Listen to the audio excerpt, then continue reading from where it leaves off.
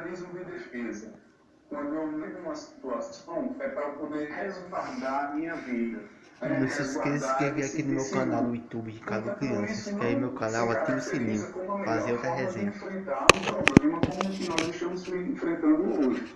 Né? Negar que existe um vírus, negar que existe um problema não apenas local, mas mundial, talvez isso não seja a melhor forma de enfrentá-lo, de lidar com essas situações. Então, é importante que a gente encontre um equilíbrio. Não podemos ser mais, nem